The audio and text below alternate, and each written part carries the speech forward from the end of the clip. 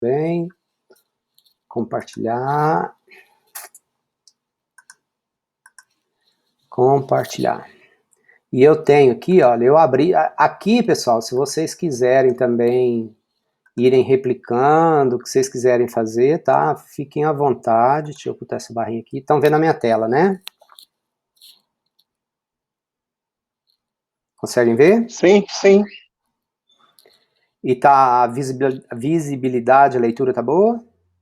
Sim. Então, o que acontece? Olha só, na semana passada, eu passei para vocês, nós passamos, né, na nossa aula de semana passada, eu mostrei para vocês uma visão geral do início ao fim de uma análise fatorial, de como que a gente parte de uma base de dados, algumas coisas que a gente analisa, alguns indicadores estatísticos, até nós chegarmos, deixa eu entrar no outro computador também, que facilita a minha vida, até nós chegarmos na solução final, que é o que, em última instância, interessa na análise fatorial. Então, quais são os fatores, quais são os componentes que nós encontramos lá no final? Então, essa é a ideia, foi o que nós construímos de uma forma geral, tá? Mas vocês, em outros períodos, a gente arrumava, o pessoal instalava o SPSS, a gente ia construindo isso no SPSS. No semestre passado, nós fizemos em SPSS no Python, e esse semestre nós vamos continuar, nós vamos caminhar mais com o Python. Eu mostrei na semana passada no SPSS para, didaticamente, vocês entenderem a história toda do início ao fim. Então, eu mandei, eu acho que eu mandei em HTML e mandei no notebook, no Jupyter Notebook também. Se eu não mandei, é só vocês me pedirem que eu mando também isso aqui para facilitar a vida de vocês. De novo, principalmente em decorrência do tempo curto que nós temos e da gente não perder conteúdo, não perder a oportunidade de aprendizado, para nós não perdermos nada. Então, eu estou passando já os notebooks também, para vocês quiserem editar, se vocês quiserem ver como que faz. Então, dentro do possível, eu tento facilitar a vida de vocês aí também, para a gente ganhar tempo, tá?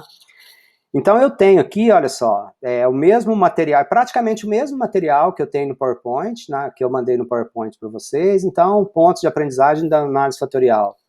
Quando que a análise fatorial pode ser aplicada? Com que tipo de base de dados? Então, aqui eu já vou falando algumas coisas, se quiserem já tome nota, tá?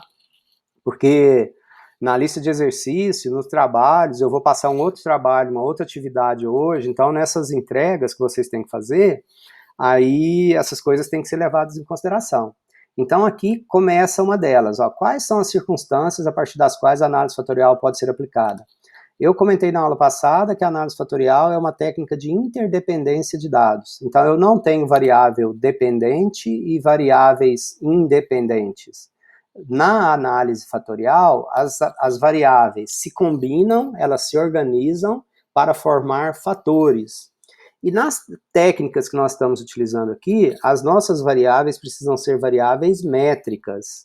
Então, a análise fatorial, nós vamos utilizar variáveis métricas. Por isso, nas nossas discussões aí, né, sobre base de dados, sobre o que construir, o que pegar, eu tenho chamado a atenção de vocês em vários momentos para esse ponto, tá? Porque as variáveis precisam ser métricas. Existem algumas técnicas que eu poderia utilizar dados binários, por exemplo, para rodar análise fatorial. Não é o que a gente vai ver aqui, depois isso é coisa mais sofisticada, é conteúdo mais sofisticado. Caso alguém algum dia precise, obviamente vocês estarão iniciados e aí é correr atrás e ver como é que faz, tá? Premissas subjacentes à utilização da análise fatorial. Então, qualquer técnica estatística, nós temos algumas premissas para nós utilizarmos a análise fatorial ou não. Assim, eu posso utilizar essa técnica estatística nesse contexto? Então, esse posso são as premissas que nós temos que estar atentos. Em análise fatorial, existem algumas premissas, outras técnicas existem outras premissas, algumas premissas são as mesmas para várias técnicas, outras premissas são diferentes.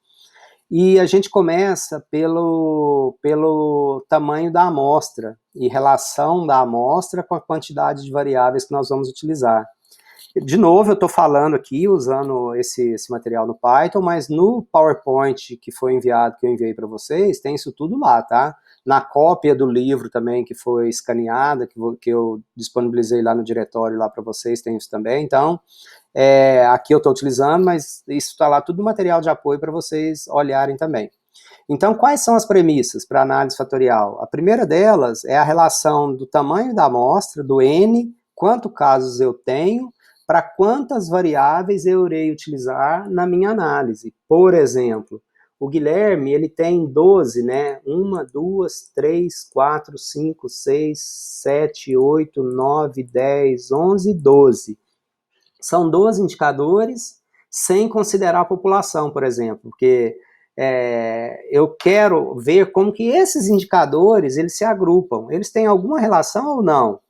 E por que eu não vou utilizar a população? Porque, em princípio, a população não tem relação com esses indicadores. Então, a população é uma variável métrica, ela poderia ser utilizada nesse contexto, mas ela não tem relação direta, em princípio, com esses outros indicadores.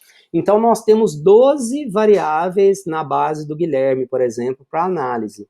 Então, o tamanho da amostra mínimo recomendado é que eu tenha pelo menos 5 observações, 5 casos, para cada variável utilizada na amostra, para cada variável utilizada na análise.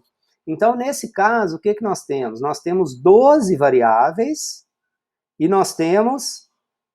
então, a recomendação mínima é que eu tenha pelo menos 5 linhas, 5 registros, 5 casos para cada variável. Então, seria 5 vezes 12, que seria 5 vezes 12, que seria 60.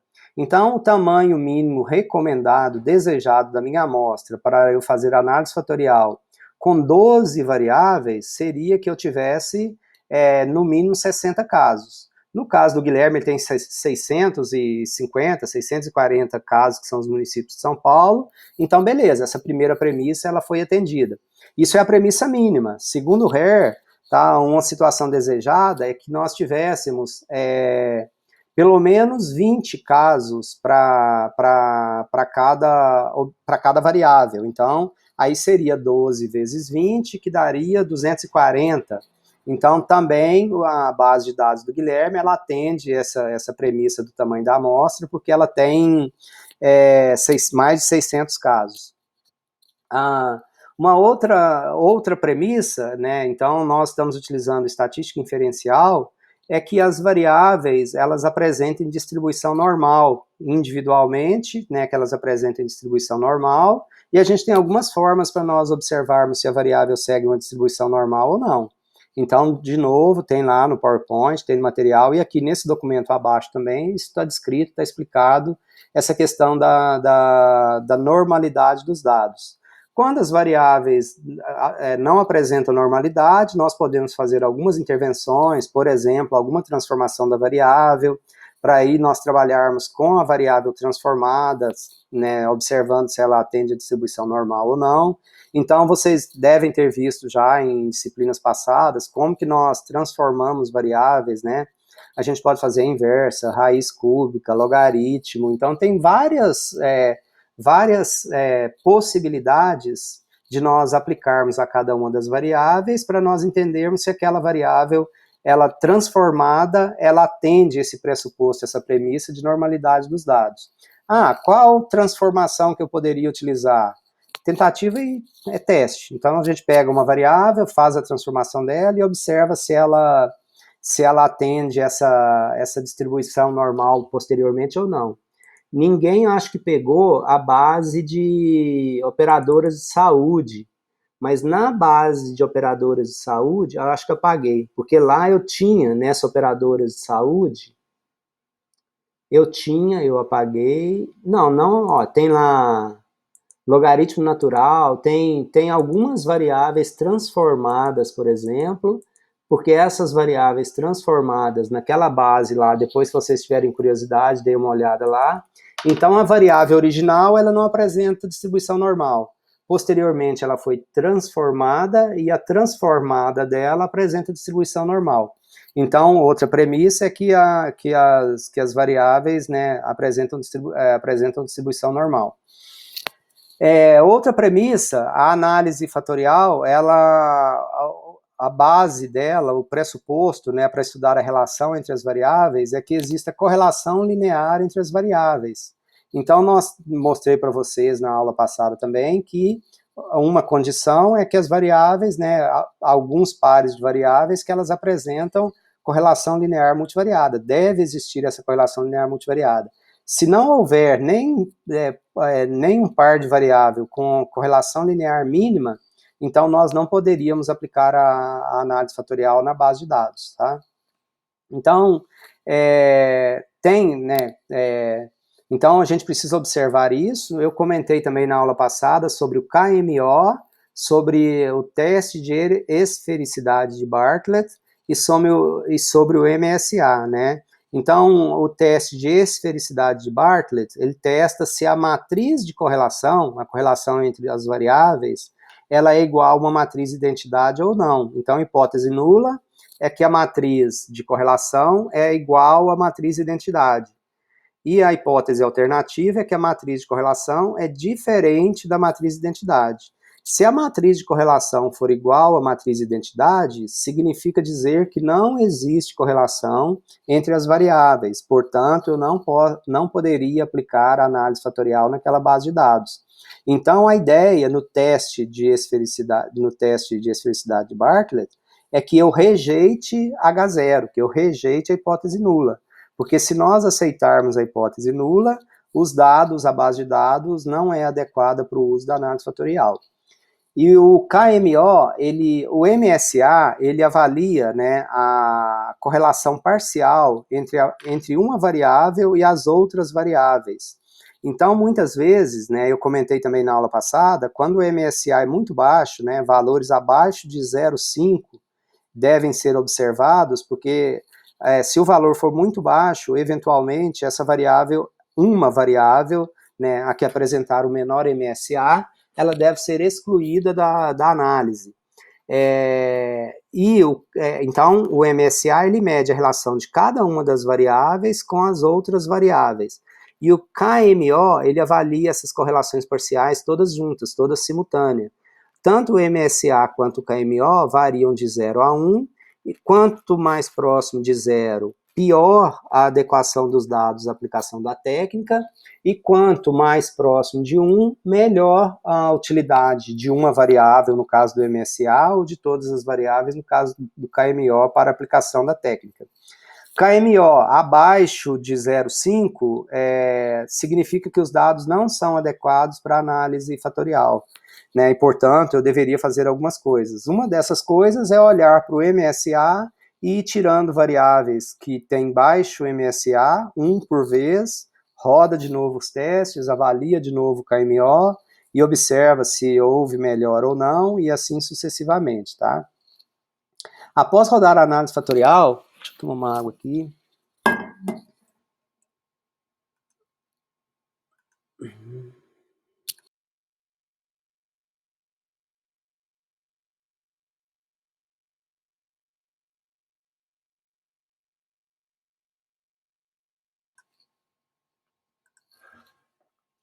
Após rodar a análise fatorial, então, o que a gente tem, tá? A gente tem esses métodos rotacionais.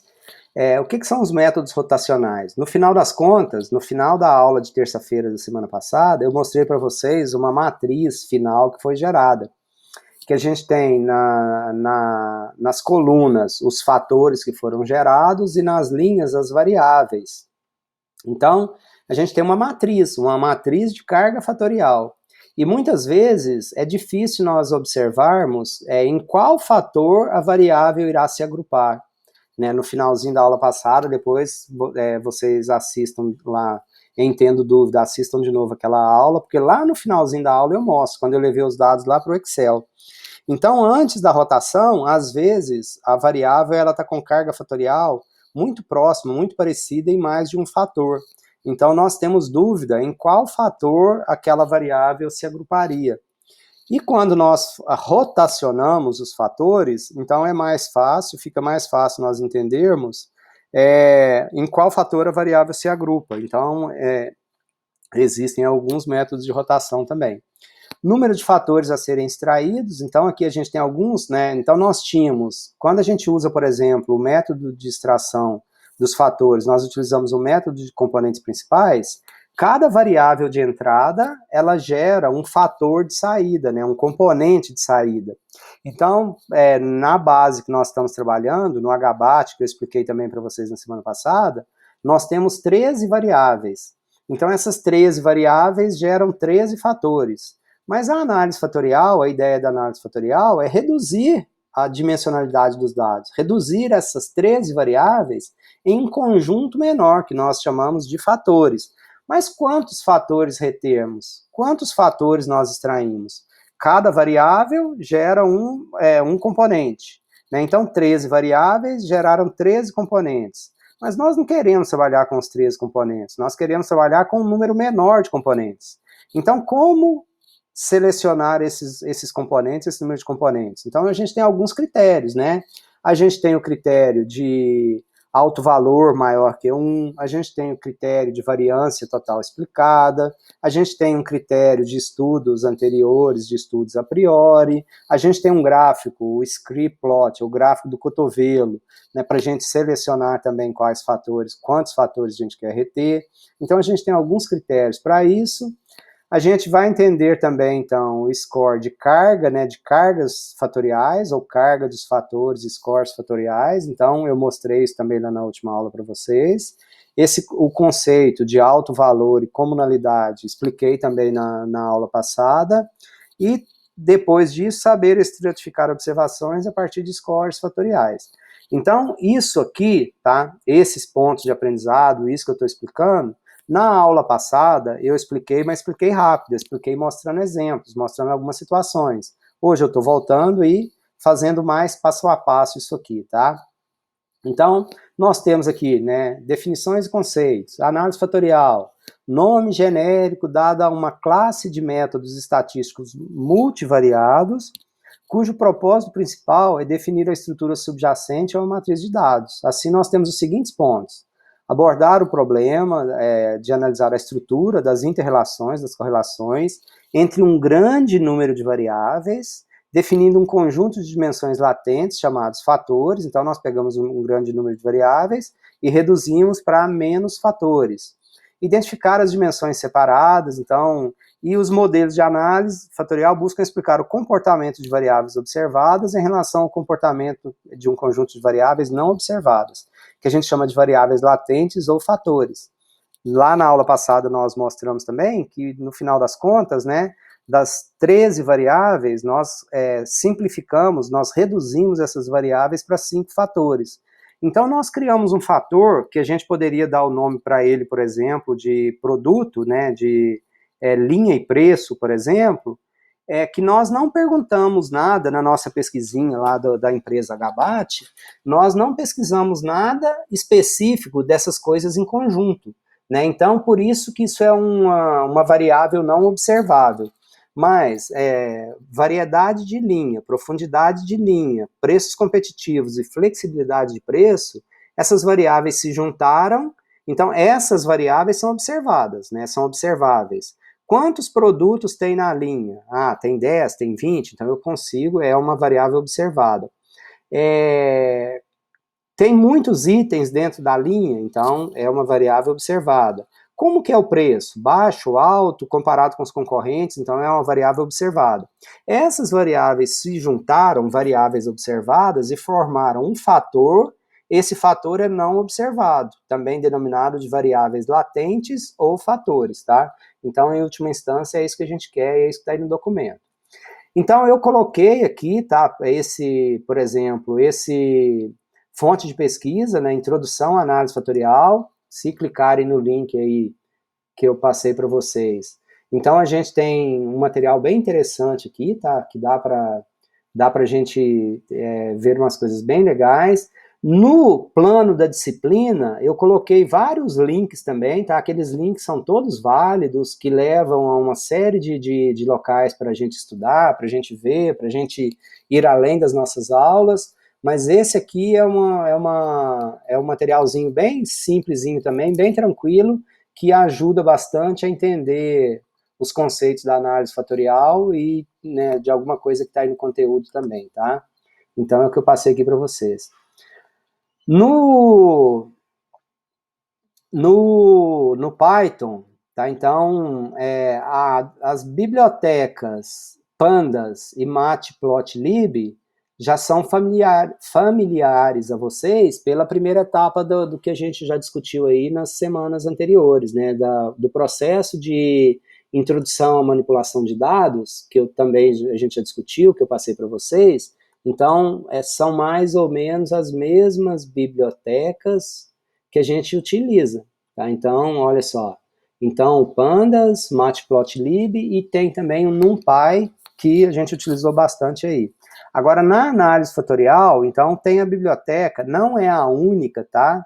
Mas a que eu utilizo aqui nesse material, né, para a nossa análise fatorial, é a Factor Analyzer. A gente tem outras bibliotecas prontas que fazem análise fatorial. Ou se vocês não quiserem usar nenhuma dessa e partir do zero, vocês poderiam construir a análise fatorial de vocês também, mas aí, assim, é um tanto quanto, né, interessante, mas um tanto quanto trabalhoso, que nós teríamos que implementar todas as fórmulas, todas as funções, tudo, né, sendo que alguém já fez isso para a gente, né? Então, é bom a gente, principalmente no nosso curso de gestão da informação, é bom a gente entender como que funciona, o que é, mas de preferência que alguém já tenha construído e avançado um pouquinho, porque nós estamos mais interessados no resultado que isso gera, na aplicação disso. Mas se quiserem, é um bom caminho a se seguir, tá? De construir isso tudo manualmente depois. Então, de novo, está aqui essa biblioteca, ó, Factor Analyzer. Então, se clicarem aí, a gente vai ter explicando o que é essa biblioteca, as funções que tem, a descrição dela direitinho, o que ela faz. Lembra que eu falei dos métodos de rotação, a Varimax, Promax. Então, a Varimax ortogonal, né, tem a Oblimax, tem a rotação ortogonal, rotação oblíqua. Então, tem aí explicando direitinho como que com o que tem. Então, são fontes interessantes de leitura e de análise que eu recomendo vocês darem uma olhada também, está tudo aí no material. E aqui a gente começa a brincar, então. Então, né, se quiserem tem uma coisa seguinte, talvez no de vocês, na hora que vocês forem rodar, aí é provável que alguma dessas bibliotecas, talvez elas não estejam instaladas. Então, você pode fazer isso aqui, olha, o pipe install, só que isso tem que ser, na verdade, antes, né? Então, se vocês forem fazer, o ideal é que isso esteja aqui antes, tá?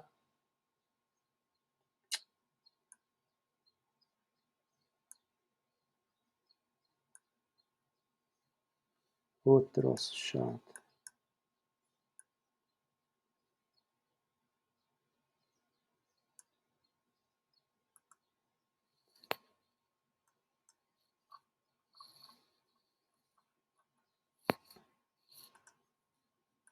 Travou, é?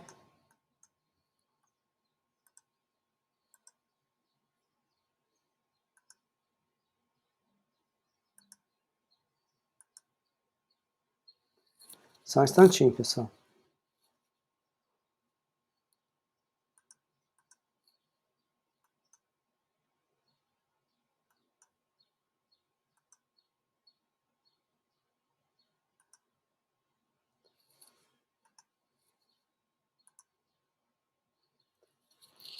Não sei por que cargas d'água, mas travou.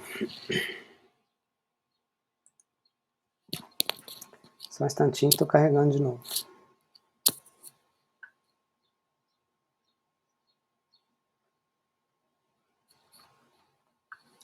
Vocês fiquem à vontade, caso queiram fazer perguntas, tá?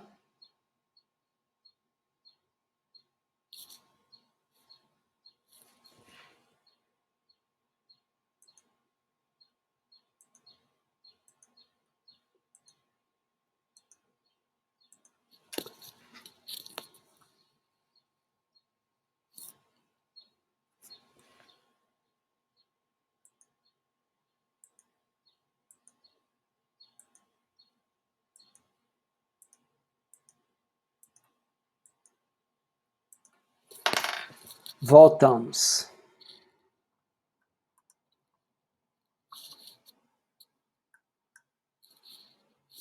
Então, eu estava falando, tá, que talvez algumas dessas bibliotecas de vocês não estejam instaladas, aí vocês precisarão instalar.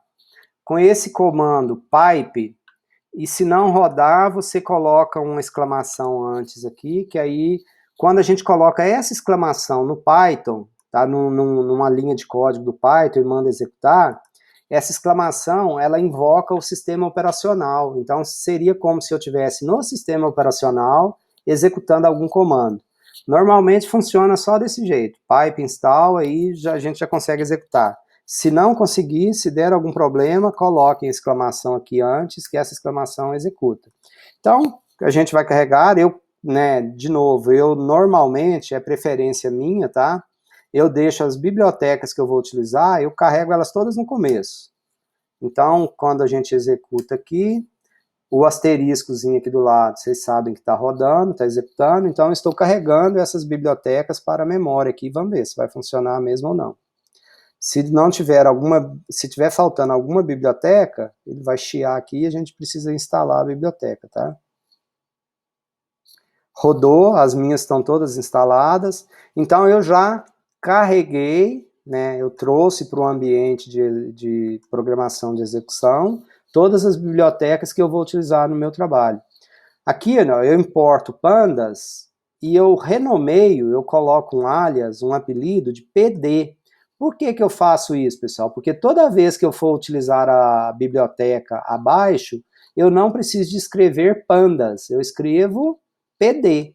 Toda vez que eu for utilizar isso, então, olha, NumPy, eu apelidei de NP, matplotlib, para eu não ter que escrever isso toda vez, aí eu só coloquei PLT, né, o PyPlot, o gráfico QQplot, então eu coloquei só alguns apelidos, o Factor Analyzer, então eu chamei de FA, para facilitar a nossa vida, tá? Então, isso aqui todos são testes, olha, que a gente vai utilizar lá na nossa análise fatorial, né? Então tem o teste do KMO que eu falei para vocês, tem a esfericidade de Bartlett, tem algumas coisas que a gente já chamou aqui, porque depois a gente vai utilizar aí abaixo nas nossas análises, tá?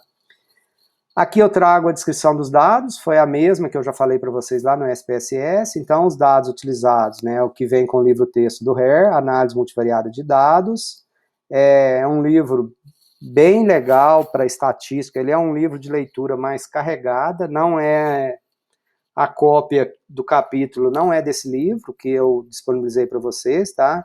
Aquela cópia que eu disponibilizei para vocês, ela é mais tranquila, mas ela usa os exemplos, a interface no SPSS. Depois, se alguém quiser, se for comprar, eu recomendo esse livro aqui, deixa eu ver se eu mostro aqui para vocês também.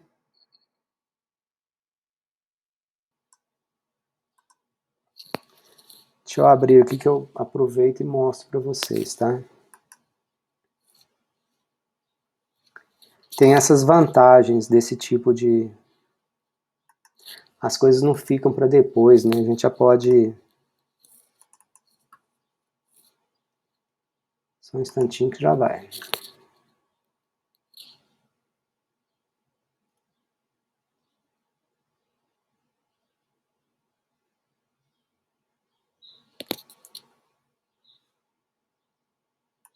Pelo menos eu espero.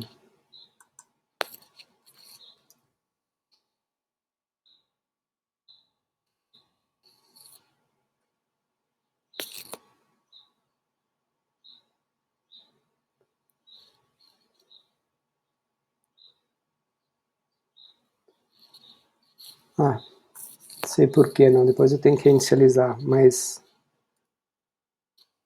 Alero, análise de dados.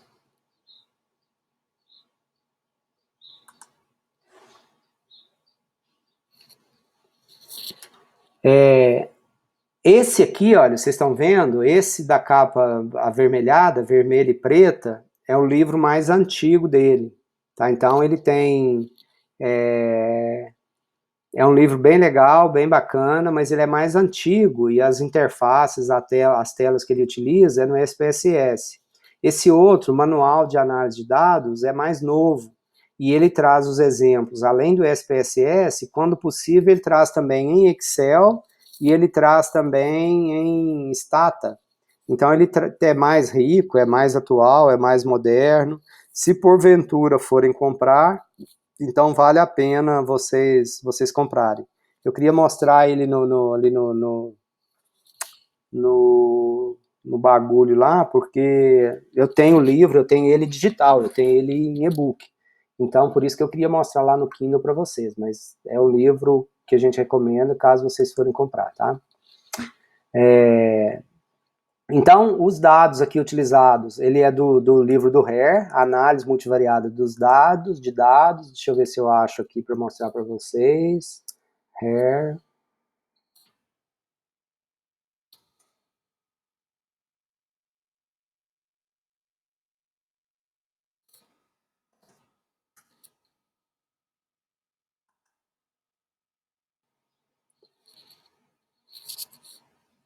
Esse aqui, olha,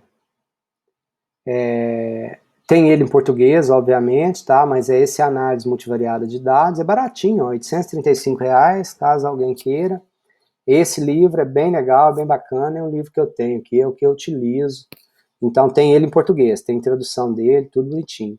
E esse exemplo que a gente está utilizando, os exemplos que a gente utiliza, essa base de dados, então é todo desse livro aqui, tá? Ela é originada, é extraída desse livro aqui de análise multivariada de dados, de estatística. Então é esse o arquivo, eu já havia falado para vocês, então o arquivo de dados se chama HBAT e contém informações a respeito de pesquisa respondida pelos clientes, avaliando atributos característicos da empresa HBAT. Está lá no nosso diretóriozinho, lá que eu disponibilizei para vocês. Então a gente tem, né, o ID, as variáveis do nosso arquivo, o ID, o identificador do cliente, o tipo de indústria, a região, qualidade do produto, o suporte, ID, identificador do cliente, então tem um número lá de 1 a 100. X1 é a longevidade do cliente, então tem até 1 ano, de 1 a 5 é acima de 5 anos.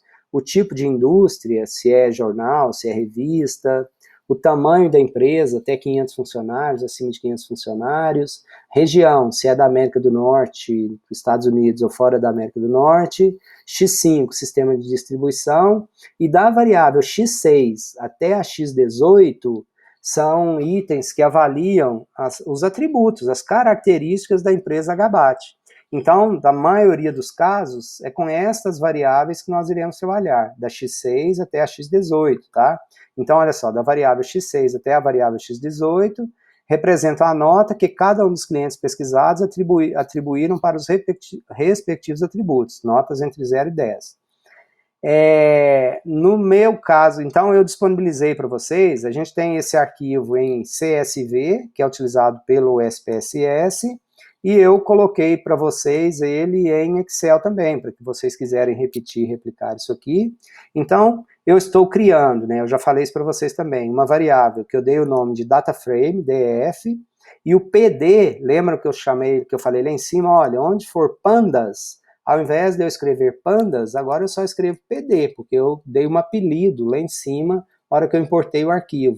E o pandas, né, tem essa função que ele lê Excel, como tem ler texto, como tem ler outros tipos de arquivos, CSV, leitura de teclado, tem outras, né, cada uma dessas funções com diferentes atributos, né? Então, o Excel, por exemplo, eu mostrei para vocês no outro notebook nosso, de introdução à manipulação de dados, que eu passei alguns outros parâmetros. Aqui eu só estou falando o endereço e o nome da planilha, do arquivo, e qual a aba, qual que é o nome da aba, né? Então, ao fazer isso aqui, eu trouxe agora, eu li o arquivo, né, o nosso HBAT, eu abri esse arquivo e carreguei o seu conteúdo para essa variável que eu chamei de DF, que é DataFrame. Então aqui a gente começa, né? Então, de novo, visualização das N primeiras linhas do arquivo, né? Utilizando a função head. Por default, o head, ele apresenta as 5 primeiras linhas. Se eu não colocar nada aqui, ó, se eu tirar o 3, né, ele traz as 5 primeiras, ó, até a linha, aqui olha só, da linha 0 à linha 4. Então ele traz as 5 primeiras. Mas se eu colocar um valor aqui, ele respeita essa quantidade de linhas que eu estou pedindo para ele trazer. Então no caso aqui ele trouxe as 3 primeiras linhas, o cliente 1, o cliente 2 e o cliente 3. Então, ó, o cliente 1, ele tem entre 1 e 5 anos, ele é revista, é uma grande empresa, e ele é de fora da América do Norte. O cliente 2, ele tem acima de 5 anos, é jornal, é uma pequena empresa, e ele é da América do Norte, e o sistema de entrega é indireto. Então, qual nota que eles deram para a variável X6, que é a qualidade do produto? Esse deu nota 8,5, 8,2, 9,2. Essas foram as notas que foram atribuídas por cada um dos clientes, né, para cada uma das variáveis que nós estamos avaliando. Lembrando que na análise fatorial nós vamos usar da X5 até a X18. Por que não usamos X19, por exemplo? X19 foi a nota que o cliente deu para... ele deu qualidade do produto, atividades de comércio eletrônico, linhas de produto, preço, distribuição. No final ele deu uma nota, assim, avaliando tudo, que nota você dá. Então essa X19, ela não, né, a gente espera que ela não se agrupe com nenhuma das outras, e nós queremos agrupar só da X6 a X18, porque a gente quer ver se as características individuais da empresa que a gente está medindo, se elas se agrupam de alguma forma. Então, por isso, neste caso aqui, a gente vai utilizar essas variáveis. Aí é que eu havia lhe dito, Pedro, por exemplo, né, da importância de você, naquele mundo de variáveis que você tem, de você pegar menos variáveis que tenham alguma relação de sentido, não precisa de ser todas com todas, tá? Porque até a gente espera que forme fatores diferentes, mas não precisa ser todas as variáveis lá que você vai analisar. Aqui, quando a gente está fazendo essa info, né, o que essa info faz? Então, essa info, ela traz informações do arquivo, das variáveis, olha só, são 100 linhas, né, do número 0 ao 99, um total de 24 colunas, e cada uma das variáveis com seus respectivos tipos de dados, valores não nulos. Então, a gente traz informação do nosso arquivo. Aí aqui a gente começa, tá? Então, a analisar algumas variáveis. Quando vocês estiverem analisando, né, então cada uma dessas variáveis, o que nós esperamos, tá? Nós esperamos que elas tenham valores métricos, mas se nós observarmos aqui, por exemplo, a variável x6, ela está com um valor object e não float, como deveria ser, tá? Então, nessa variável object, por que ela está com a variável object? Aqui, ó, ela tem um valor aqui, deveria ser 10, e ao invés de 10 está excelente, tá? Então, foi mais ou menos isso que a gente fez para a gente descobrir, olha só, eu estou contando aqui quantos valores tem para a variável, x6, e apareceu aqui um tal de excelente aqui. Então, o que nós temos que fazer? Na verdade, o que eu estou fazendo, né, que eu faço aqui abaixo, a primeira coisa é, ó, existe um valor do tipo string, enquanto o esperado é float. Esse valor pode ser substituído por 10, dado que a escala de coleta de dados varia entre 0 e 10, sendo que 10 corresponde à nota excelente.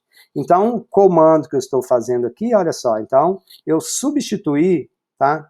Eu estou substituindo o valor excelente pelo valor 10 da variável x6, olha só. Então, o data frame, essa minha variável que está na memória. Lembrem-se que eu não estou fazendo isso lá no arquivo Excel, não. Eu já trouxe o arquivo Excel para a memória, ele já ficou para trás, e eu estou atualizando nesta variável aqui. Se eu quisesse salvar isso no Excel, alterar lá no Excel, eu teria que pegar esse data frame, lá no final aqui, eu acho que tem, ou na introdução à manipulação de dados, tem um comando lá que eu mostro para vocês como salvar isso lá no Excel de novo. Então eu faria o tratamento, faria os ajustes que eu tenho que fazer, e depois eu exportaria isso para Excel novamente, ou para qualquer tipo de saída que eu quisesse exportar, tá? Mas aqui eu estou alterando isso só em memória. isso não está salvo lá na base de dados, não. E outra coisa que eu estou fazendo, então a variável x6, ela está com, né, ela está com conteúdo, nesse caso aqui ela está com conteúdo excelente, eu quero transformar esse excelente para 10, e ela é do tipo objeto, e eu quero mudar esse tipo objeto para float. Então esse outro comando aqui está mudando o tipo de dados, olha só. Muda, né, a variável x6, tá? Eu estou atribuindo s-type o tipo float64 para ela. Estou convertendo essa variável em uma variável métrica, tá? E aí nós começamos. Então a gente falou das premissas, tá? Então o describe aqui, tá? Ele descreve de uma forma geral os dados para a gente, já falamos disso também. Então eu estou usando aqui o round 2, né, com duas casas decimais, olha, então para todas as variáveis, ele preserva duas casas decimais após a vírgula, então são 100 casos, count, são 100 casos, a média, né, essa primeira média aqui, ela não faz sentido nenhum, a média para a variável é o ID, ID é 1, 2, 3, é igual a numeração do jogador, então a numeração da camisa do jogador, se você fizer a média dos números das camisas de jogadores, não faz sentido nenhum, aquilo ali é só uma variável, né, é uma variável nominal, ela só serve para identificar cada um dos indivíduos, embora seja representada por um número. Então, isso aqui nos interessa só quantos tem, porque o resto das estatísticas aqui não interessa nada. Já na variável x6, ou para todas as elas, olha só, a gente viu isso lá também lá no SPSS. Então, nós vimos o quê? Olha, o atributo da empresa que é melhor avaliado é a variável x6, cuja nota foi a nota média, né? Em média, o produto que teve a melhor avaliação foi qualidade do produto, a variável x6, com nota 7,81. Em contrapartida, o X7, que é atividades de comércio eletrônico, é o item com pior avaliação média entre os clientes pesquisados, 3,67. Aí nós temos o Standard Deviation, desvio padrão, valor mínimo, então olha só, o cliente que deu a menor nota para a variável X6, ele deu nota 5. Para a variável X7, o cliente que deu a menor nota, deu nota 2,2. Então, temos valor mínimo, o primeiro quartil, né, os 25%, o segundo quartil, também conhecido como mediana, então a nota mediana foi 8, 50% dos respondentes deram nota até 8 e 50% dos respondentes deram notas superiores a 8. O terceiro quartil e a nota máxima. Então olha como que está a variável x7, atividades atividades de e-commerce. Então, 75% dos clientes deram notas abaixo de 3,92. Então, realmente, sob a ótica dos clientes pesquisados, a variável x7, que é X7, atividades de comércio eletrônico, é uma atividade mal avaliada, em média, pelos clientes dessa empresa. Então, olhando uma variável individualmente, essa é uma variável que, notadamente, tem problema. Então, aqui a gente está descrevendo, então dá para fazer uma leitura disso aqui. Aí aqui a gente já começa, Guilherme, você tinha falado que você foi para o Excel para tentar analisar possíveis outliers. Então, o boxplot e o histograma, eles já Não, eu começam. usei o Boxplot para plotar o gráfico e ver se tinha. Entendi. Só que aí eu não sabia identificar quem era, quais eram as linhas, porque eu queria citar as cidades que eram os outliers, assim. Ah, entendi. Aí Beleza. essas cidades é que eu usei o Excel, porque eu pegava o valor aí, porque no gráfico ele mostrava que se o outlier estava acima ou abaixo, né? Aham. Então, se estava abaixo, eu pegava o valor mais baixo e no Excel eu procurava por aquele valor e sabia algum para eu citar. Não, beleza, perfeito, dá para você fazer isso. E aqui também, tá? Eu acho que aqui eu coloquei, ó, é até alguma coisa na introdução à manipulação de dados aqui, no outro. Deixa eu ver se vai lá, Pirracento. Alguns daqueles comandinhos. Você poderia ordenar, por exemplo, se você ordena, tá? Pelo valor da variável, ascendente ou descendente. Aí você conseguiria, né, já trazer esses negócios, entendeu? Dá para fazer por aqui. Se você dá para fazer, por exemplo, Cadê? Tem algumas funções que eu coloquei aqui. Ó, esse lock aqui, por exemplo, você pega o valor, tá, para a variável tal, que é igual a tal, ou se é maior ou igual, por exemplo, aí você traria os valores, entendeu? E joguei isso para uma variável, por exemplo. Então você tem, obviamente, é legal de você ter feito, e você vai vendo e vai usando diferentes ferramentas. Lá no seu você vai executar o gráfico lá do Boxplot? Vou Quando quer surgir uma dúvida. voltar lá. O que deu o gráfico? Por exemplo, aqui eu fiz, olha só.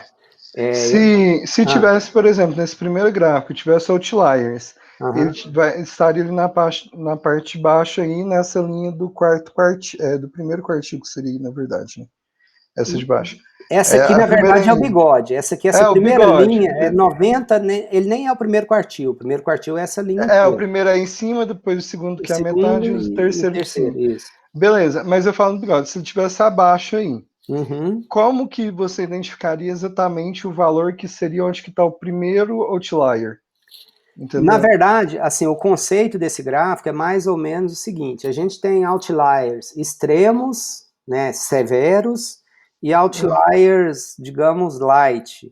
Então, valores. E aí depende de como, depende da ferramenta, depende, aí precisaria de ler, de ver o manual do gráfico, mas normalmente a ideia é o que está antes dessa linhazinha, ou depois da linha superior, são outliers, entendeu? Não, sim, então, eu considerei isso, mas eu queria saber, por exemplo, qual que seria o valor nessa linha? E é o valor que tem Ah, lá no describe? É isso? na verdade, nessa linha é o. Se você poderia colocar o describe, e aqui, se você. A gente não Pegar por colocou. esses valores aí. Na verdade, aqui ele não tá, mas é aquele valor daquela linha lá, é o percentil 95. Então, por isso que eu estou falando, depende de como que, quais são os parâmetros que foram passados para o box plot, mas normalmente aquela linha lá é o percentil 95. Entendi. Entendeu? Nessa linha aqui, olha, Aí eu teria que descobrir quem está no percentil 95 para eu acima do fazer a 95, localização por menor. exemplo, No caso aí eu preciso saber acima do 95? no caso aqui, menor do que os 5, né? Quem que está além dos 5, aqui, né? Porque nesse caso coincidiu que está exatamente no 5 a linha, né? Mas está na Agora, nota 5, não está no percentil, não, não, no, sim, ok? exato, na nota 5, mas é Uhum. porque em alguns casos, por exemplo, os gráficos nossos dão entre os, por exemplo, seria entre o 5 e o 4, então eu não sei o ponto, alguma coisa que ele tá ali, entendeu? Deixa eu ver só um negócio aqui. Aí eu queria Deixa eu ver identificar qual que se. era o valor na linha, naquele ponto, entendeu? Vamos Essa que pesquisar era a minha aqui, dúvida. ó. Deixa eu ver aqui.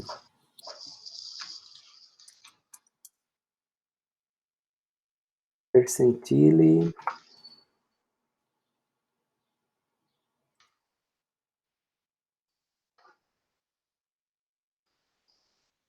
A gente olhar, que eu não sei score também não. Sou relativamente novo nesse Pandas também, tá?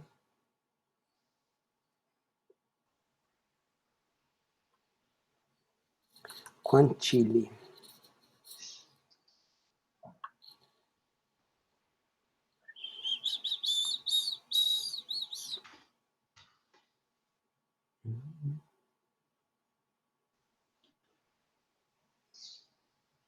Deixa eu ver se é esse aqui.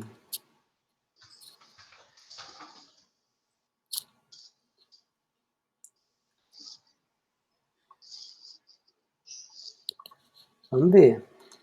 Quer ver se Porque é bom que a gente testa, entendeu? deixa eu abrir o Anaconda aqui, que eu te mostro um exemplo no meu trabalho. DF.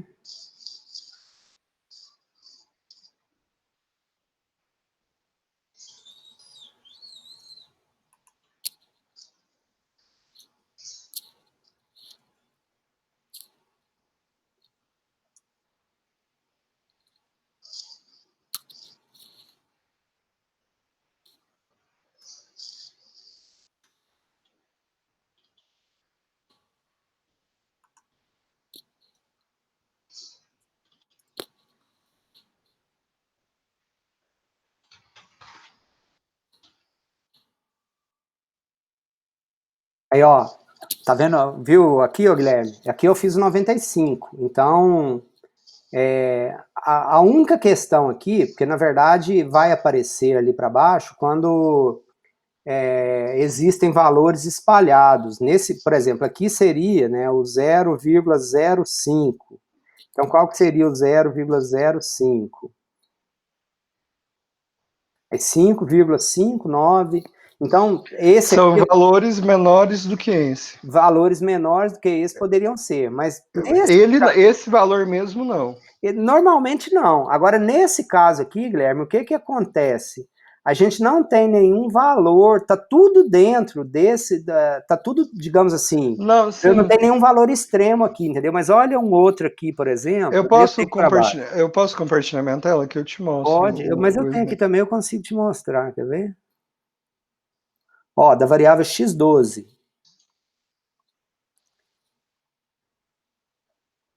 Mas pode compartilhar, daí compartilhei.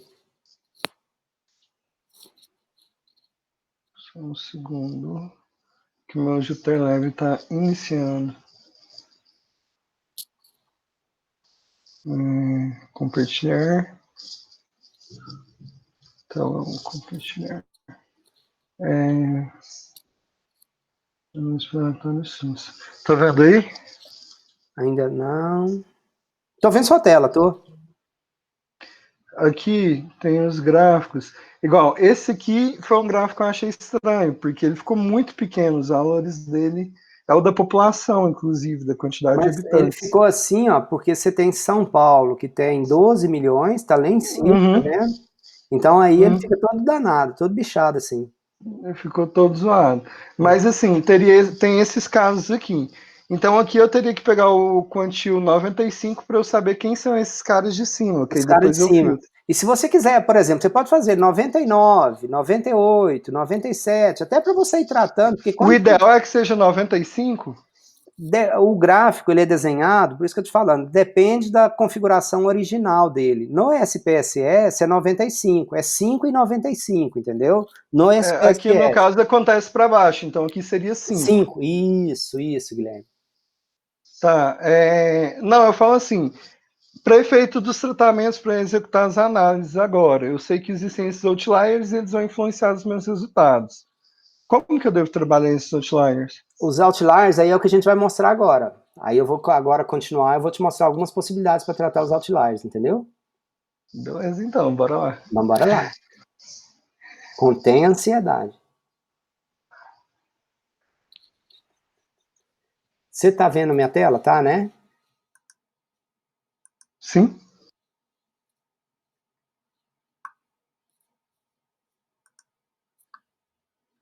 Beleza, né? Então, aqui, Guilherme, então Guilherme e demais, o que que a gente tem? Olha só. Então você viu que aqui eu consigo trazer qual que é o valor, aí eu posso fazer aquele lock que eu te mostrei na tela aqui para localizar valor maior que. Então dá para brincar, dá para saber quem é, dá para mostrar, dá para fazer algumas coisinhas, tá? Mas de novo, não há problema e não há mal nenhum você utilizando as ferramentas. É óbvio que depois, na hora que você for adquirindo mais fluência aqui, aí você vai fazer tudo por aqui mesmo, tá tudo certo. Então a gente tem aqui, olha só, então eu desenhei, tá? Aqui eu plotei um gráfico, um box plot, o histograma e o QQ-plot, que ele traça quanto mais longe da linha vermelha estiverem os valores, então cada pontinho desse é um caso, é um respondente. Seria um município seu, tá vendo, Guilherme?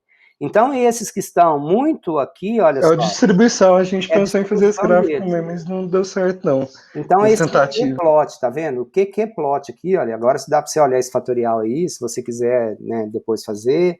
Então, olha, dá para replicar isso exatamente. Eu fiz aqui para a variável x6, então eu fiz um gráfico, primeiro, boxplot. Olha que eu estou utilizando o matplotlib, lá que é a biblioteca. Olha, eu crio essa figura e depois dentro da figura eu falo assim, olha, agora você cria 3 subgráficos aí para mim dentro dessa figura. E aí eu faço o gráfico 0, o gráfico 1 e o gráfico 2, entendeu? Então, olha, é o 0, o 1 e o 2. Então, eu criei 3 gráficos e estou fazendo, né? Eu falei para criar a figura aqui em cima, ó, de tamanho 20 por 5, divide em 3, aí o primeiro é o 0, o 1 e o 2, cada um dos gráficos com as suas especificações, cada um deles independente dentro dessa figura. Então eu olho a variável x6, ela está aparentemente normal, ela não tem problema, então ela aparentemente ela pode ser utilizada para análise fatorial. Quando a gente olha a variável x7, a gente já começa a ter outliers, olha só, tanto outliers para cima quanto outliers para baixo. Então olha na distribuição aqui no QQplot como que a gente tem aqui uma determinadas situações. Mas isso aqui é uma inspeção visual. Eu não tenho certeza ainda se essa variável segue uma distribuição normal ou não. Então a gente tem, de novo, para x8, eu fiz para todas, x9, x10, eu fiz para todas elas individualmente, analisando todas elas, 12, 13, 14, 15, 16, 17, 18. Aí o que a gente tem? Olha, analisando as figuras, é preciso observar em relação à variável x6, qualidade do produto, que os valores são altos, sendo o atributo bem avaliado pelos clientes e não se observa a presença de outliers. Em relação à variável x7, atividades de e-commerce, as notas são baixas, sendo o atributo mal avaliado pelos clientes. É possível observar que há presença de outliers e nos dois casos, os pontos plotados no QQplot se distanciam da linha, indicando possível desvio da normalidade. Então, aí eu falo então de como que eu testo, eu efetivamente testo o que é a normalidade dos dados, como que a gente interpreta, o que tem, e aí a gente faz aqui então, olha, então eu faço, tá? Eu tenho o teste de kurtose e assimetria, ele já é uma forma de avaliar os dados, então a gente calcula, né? A gente calcula a kurtose e a assimetria de cada uma das variáveis e depois eu utilizo essa assimetria, essa kurtose padronizada, o Z de assimetria e o Z de kurtose. Então, ao analisar o Z de assimetria e o Z de kurtose, eu olho, então, quais valores, né, que estão fora que estão além do Z de assimetria e o Z de kurtose. Então, eu faço isso para cada uma das variáveis. Tem da variável x6 até a variável x18, eu olho kurtose e olho assimetria. Para a variável ser considerada normal, considerando assimetria e kurtose, tá, os dois valores devem, tanto o Z de assimetria quanto o Z de kurtose, eles devem estar dentro de determinados limites. E quais são esses limites? Se eu utilizar intervalo de confiança de 99%, significância a 0,01, o valor de Z de referência é mais ou menos 2,58. Valores acima de 2,58, a variável foge da distribuição normal. Valores abaixo de menos 2,58, a variável foge da distribuição normal. E também, né, se eu utilizar o intervalo de confiança de 95%, ou seja, o alfa de 0,05, o Z muda a sua referência e passa para 1,96. Então, a gente, né, calcula, e aqui embaixo, eu calculo aqui em algum lugar, tá? Então, isso aqui, tudo que eu estou fazendo é para calcular os valores, KS, para calcular o Z. Deixa eu fazer, se bem que está tudo pronto, eu não vou refazer não, está tudo funcionando, está tudo certo. Então, eu tenho as colunas x6, x7, x11, né? Então, eu estou calculando para cada uma delas. Então, aqui, olha só, o que eu tenho aqui agora, tá? Então, eu fiz vários testes. Então, eu tenho a kurtose e a simetria, e eu tenho o Z de kurtose que eu calculei e o Z de assimetria que eu calculei. Então, olha, se eu considerar, por exemplo, o alfa, tá? Se eu considero o intervalo de confiança de 95%, olha o que acontece com o Z de assimetria da variável x7. Ela é 2,69 acima de 2,58, considerando o intervalo de confiança de 99% e o alfa igual a 0,01. Portanto, a variável x7 ela está fugindo à normalidade. Tá? Então, a variável x7 está fugindo da normalidade. Observem que dentro, que curtose está ok, mas a simetria extrapolou aquele limite lá que a gente tem. Então, esta variável x7, o que nós devemos fazer com ela? Nós devemos aplicar alguma transformação a esta variável para que ela siga a distribuição normal. Tá? Então, a gente tem o teste KS, ele é, o Z de assimetria e o Z de curtose é o teste mais brando que tem. Se a variável não passou nesse teste, tem outros testes mais rigorosos, né? Então, um dos mais rigorosos é o KS, Kolmogorov-Smirnov. Então, aqui, na verdade, olha só, o que esse teste testa?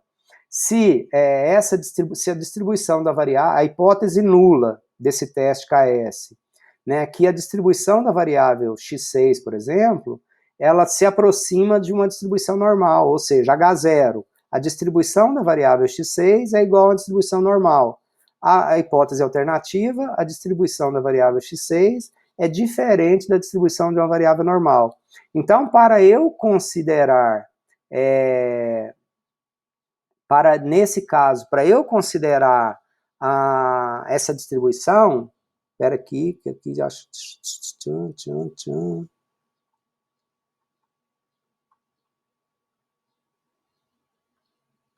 Isto, o p-valor do KS. Na verdade, a minha hipótese nula aqui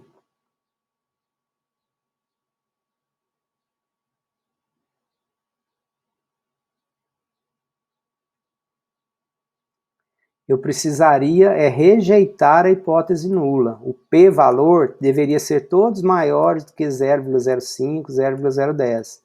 Então, esse teste KS é um teste rigoroso, e sob a ótica do teste KS, nenhuma das variáveis segue uma distribuição normal, e eu deveria fazer transformação em todas as variáveis, tá? E o teste W também de Shapiro-Wilk, no mesmo esqueminha, tá? Então, na verdade, ele é um pouco mais brando, e aqui a gente teria algumas variáveis que seguiriam a distribuição normal.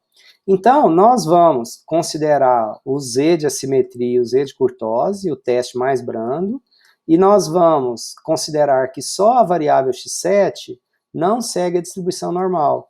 E aqui para baixo, então, eu tenho, olha só, ao observar os testes de normalidade, considerando a curtose e a assimetria padronizados, a um nível de significância de 0,05, as variáveis x6 e x7 violam a condição de normalidade. Contudo, ao nível de significância de 0,01, apenas a variável x7 viola a condição. Considerando o teste K2 do Agostino, as variáveis x6, x7, x10, x13 e x17 violam o pressuposto de normalidade. Considerando o KS, todas as variáveis violam o pressuposto de normalidade.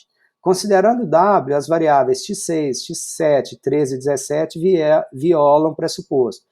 Então, depende de cada teste, nós vamos, para efeito desse conteúdo, dessa disciplina, nós vamos considerar o Z de assimetria e o Z de curtose. E aqui antes eu estava falando, olha só, o teste KS. Esse teste avalia se uma dada distribuição para uma variável randômica se aproxima da distribuição da variável analisada. Então, na verdade, o que a gente quer esse valor que a gente tem aqui, tá? Esse teste, ele avalia o seguinte, se a diferença entre a distribuição, o teste de hipótese é a diferença entre a distribuição da variável e uma distribuição normal é igual a zero. Né? Então, a hipótese nula é que isso seria igual a zero, a hipótese alternativa é que isso seria diferente. E nós estamos rejeitando, então nós estamos considerando que, segundo o teste KS, nenhuma das variáveis segue a distribuição normal, tá? Aí eu aplico aqui uma transformação na variável x7, olha, eu aplico primeiro o logaritmo, eu crio um log, né? Então eu aplico o log na variável x7 e agora eu tenho uma variável transformada.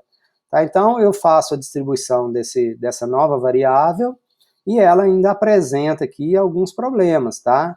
Então eu faço o teste de normalidade para ela ainda apresenta aqui alguns valores, algumas questões, tá?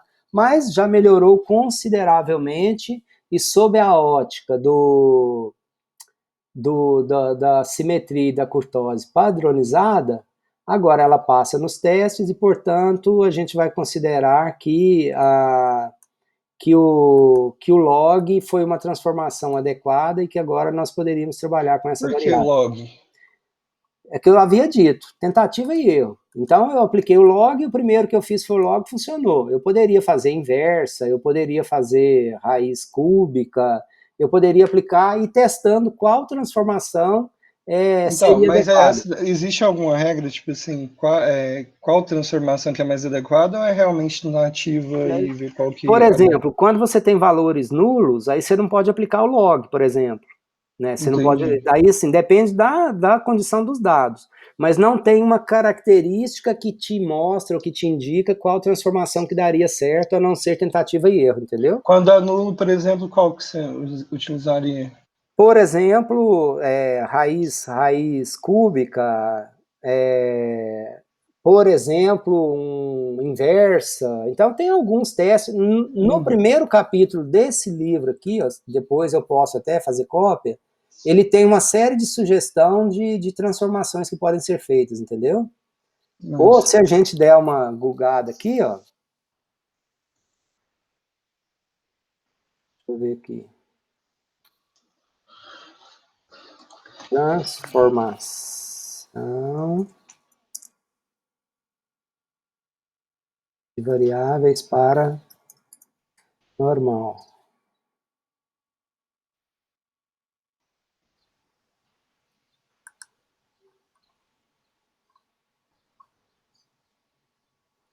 Ó, tem aqui da transformação de variáveis, outros modelos e outros métodos. Então ele tem aqui várias, esse, por exemplo, aqui, ele vai apresentar também, ó,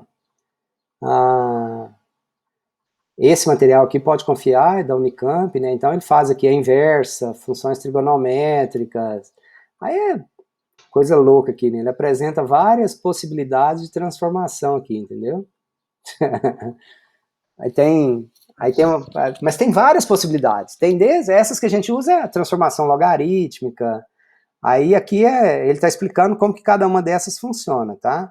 Quando não tem número negativo, uma das mais tranquilas de usar e que normalmente funciona é a logarítmica. Ela diminui a escala da variável, né? Ela diminui a variabilidade da variável. Então, normalmente, ela costuma funcionar, tá?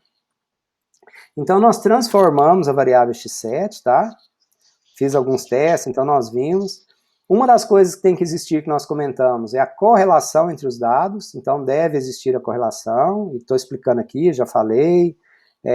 Tem que existir. Então, a gente usa aqui a função, ó, correlação, tá? Então, é uma das possibilidades. Eu mostro aqui, ó, a matriz de correlação. Tá? Então, eu tenho aqui a correlação entre as variáveis. Observem que eu já estou utilizando a variável, o log da variável x7. Eu já não estou utilizando a variável x7 original mais. Então, eu já estou utilizando a variável transformada. Então, a gente observa a diagonal principal dessa matriz, do matriz de correlação, obviamente, é 1, e a gente espera valores fora da matriz, valores, né, um bom cheiro, um bom sinal, são valores acima de 0,3. Então, a gente tem 0,47, 0,78, 0,54, 0,49. A gente tem vários pares de variáveis com valores acima de 0,3. Então, há indícios de que os nossos dados são adequados para a análise fatorial, porque deve existir correlação linear entre os nossos dados. Aqui outra função para calcular a correlação, aqui inclusive ele traz o p-valor, só que aqui é mais difícil de ver, que ele traz par a par, aquela outra lá de cima traz a matriz, é mais tranquila. Então tem outra forma aqui para calcular as correlações, então mostro várias formas de calcular a matriz de correlação, tá? E aí tem então o teste de esfericidade Bartlett, como que a gente testa, a matriz imagem, a função Bartlett para a gente testar. Então eu tenho um valor aqui quadrado e o p-valor, hipótese nula, eu comentei na aula passada. A matriz de correlação é igual à matriz de identidade, hipótese alternativa, a matriz correlação é diferente da matriz de identidade.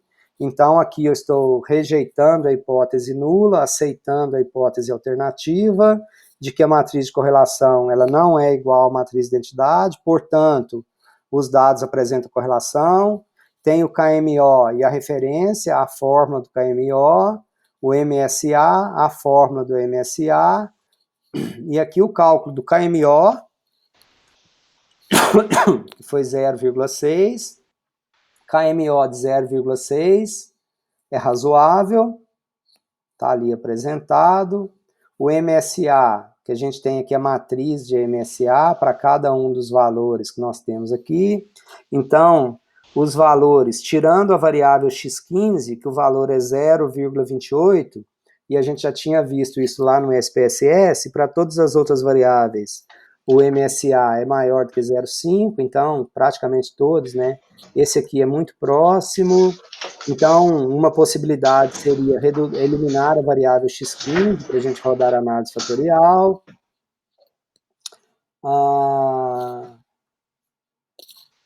Aí a gente tem um ajuste do modelo, o que a gente utilizou, as análises de uma forma geral, a análise fatorial, a comunalidade que a gente analisa, que a gente tem que ter a comunalidade, como que a gente calculou essas comunalidades, os valores são todos também maiores do que 0,05, maiores que 0,5, maiores que meio, então são adequados. A gente tem aqui a leitura, a análise da comunalidade, a gente tem os autovalores e fatores retidos, então a gente tem aqui a função utilizada, como que a gente calcula, a variância total explicada, eu expliquei isso lá no SPSS também, e aqui eu, né, formatei isso tudo bonitinho, para ficar aqui bonitinho também, então para todos os fatores, como que está rodando, está executando. E por fim, então, nós chegamos nos fatores, né, na matriz componente rotativa, então é isso aqui que a gente chegou no final das contas, e a gente tem aqui a composição dos fatores, então, que eu mostrei também lá na aula do SPSS. Então, por que o fator 1 tem as variáveis x9, 16 e 18? Porque a x9, a carga fatorial, é maior no componente 1, x16 é maior no componente 1, e x18 é maior no componente 1. O fator 2, a variável x6 é maior no 2, a x11 é maior no 2, x13 é maior no 2, e x17 é maior no 2. Assim vão se formando os fatores conforme a gente viu ali acima, tá? Então, no final das contas, a gente tem os fatores que foram gerados, as cargas fatoriais, e no final das contas, o que eu fiz? Eu concatenei as cargas fatoriais para todo mundo, que nós fizemos. Lá no final, eu coloquei o valor para cada um dos fatores, para cada um dos indivíduos, e no final das contas, eu salvei esse arquivo de novo em CSV. Aí eu posso levar isso para o Excel também de novo para trabalhar, eu posso fazer com isso o que eu quiser. Então, no final das contas, para a análise fatorial, só a análise fatorial, nós queremos isso aqui, ó. Esse aqui é o suprassumo da análise fatorial, é a questão final, é o que nós queremos construir. Como que as variáveis se agruparam para formar os fatores, tá vendo? E aí a gente viu que estatisticamente tá ok, as variáveis em conjunto, tá? Elas explicam.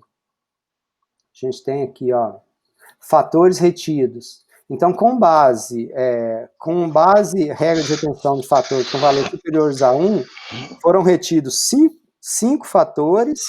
Então, os 5 primeiros fatores, ó, 1, 2, 3, 4 e 5, e esses 5 fatores, em conjunto, eles explicam 81,5% da variabilidade dos dados, ó, originais. Antes da rotação, o primeiro componente explica 27% da variabilidade dos dados. Depois da rotação, ele explica 24,156. E assim, então, o nosso modelo se ajusta, os dados se ajustaram, estatisticamente o modelo está bom, os ajustes estão ok, os pressupostos foram atendidos, e esse aqui é o suprassumo que nós queremos. Então, como que as variáveis se agruparam para formar os fatores? E, obviamente, a hora que a gente olha, por exemplo, o fator 1, x9, 16 e 18. x9, x9, resolução de reclamações, x16, pedidos de faturamento, x18, velocidade de entrega. Então, aqui, olha, a gente tem, né, são os dois principais problemas geradores de reclamação de uma forma geral para as empresas, e para essa empresa deve ser a mesma coisa.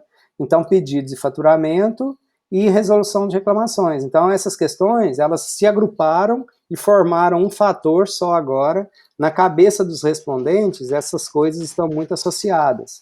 E observe, né, então, que essas três variáveis, elas juntam agora para formarem um fator, um componente, tá? Então, x9, x16 e x18 se agruparam e formam agora um componente que a gente poderia pensar aí, né, se a gente fosse nomear, obviamente o ideal para a gente nomear esses fatores, quando a gente está aplicando isso em pesquisa de uma forma geral, é que a gente tenha algum estudo, algum artigo, alguma teoria, alguma escala que fala sobre os fatores previamente. No nosso caso aqui a gente não tem, a gente poderia chamá-lo de reclamações, né, origens e soluções. Então, seria, por exemplo, o nome desse componente ou desse fator 1 aqui, né? E assim sucessivamente a gente poderia, a partir das perguntas que se associaram, a gente atribuir nome, dar nome para cada um dos componentes que se formaram. Beleza, Guilherme? Beleza, Marcos Antenor? Sim.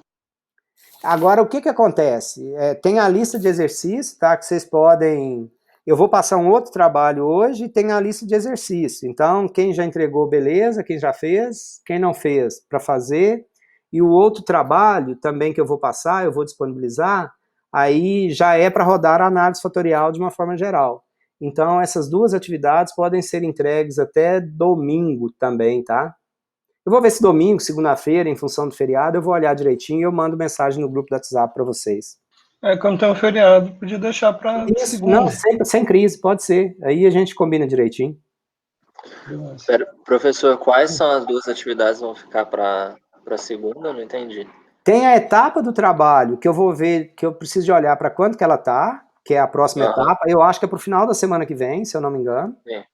Aí eu vou passar para agora uma lista, já passei a lista de exercício, então ela vai poder ser entregue até segunda-feira também. E eu vou passar uma outra atividade, uma basezinha de dados, que é para rodar a análise fatorial. Aí, na verdade, já está até lá no Drive já, que é aquela que tem um documento Word e tem uns dados de docência. Mas eu vou passar agora a explicação direitinho do que é para fazer. Tá. Não, porque a lista, né, que era para entregar amanhã, eu não entreguei ainda, né? Não, mas essa eu passei para entregar amanhã, mas eu sabia que era arrojado, que era apertado. A gente Tá. só teve uma aula, era só para vocês tentarem estudar antes, para ter algum acesso, contato antes mesmo, sabe? Beleza. Aí agora, na verdade, assim, a análise fatorial, eu tenho certeza que vocês terão dúvidas, que vocês precisarão de perguntar, mas não adianta eu falar mais se vocês agora não aprofundarem e não estudarem, entendeu? Então é a hora da lista e é a hora do trabalhinho, que aí vocês vão correr atrás disso, estudar, e aí eu vou poder ajudá-los melhor. Ok, perfeito. Obrigado, amigos, valeu, nos vemos, eu estou à disposição. Vocês, assim, às vezes demora um pouquinho para responder, às vezes respondo imediato, mas precisando de qualquer coisa, podem sentir-se à vontade para entrar em contato. Se eu puder responder na hora, bem, se não puder, eu respondo depois. Tá, não, tranquilo. Obrigado. Obrigado, só estão vocês dois, tá? Só o Marcos e o Guilherme, e a Denise, nossa fiel escudeira. Legal. Professor, só uma curiosidade, assim, não tem nada a ver com a matéria.